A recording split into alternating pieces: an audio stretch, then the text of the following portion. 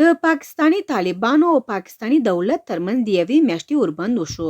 د پاکستاني طالبانو د یوې اعلامیې په خپرولو سره د یوې میاشتې اوربند اعلان کړی چې نن په 9 نومبر به پیل او تر 9 ډسمبر به دوام وکړي. په دغه اعلامیه کې که څه هم د خپلو بندیانو د آزادولو څه نه دي ویلي، خو شاوخوا سل هغه بندیان چې تحریک طالبان پاکستان یې غوښتنه کړې، پاکستان دولت یې خوشي کوي چې پکې د دغه تحریک مهم غړي شامل دي. په اعلامیه کې ویل شوي چې د پاکستاني طالبان تحریک د پاکستان ولس تحریک دی او د ښه امن لپاره دغه اوربند ترسره کوي چې پکې به د یوې میاشتې لپاره دواړه لوري پر یو بل تیری نه کوي او تړون ته به ژمن پاتې کیږي. د تړون د نورو مادو په اړه څه نه دي ویل شوي، خو د یوې میاشتې په دغه موده کې به افغان طالبان د دریم غړي په توګه د دواړو لوریو څارنه کوي.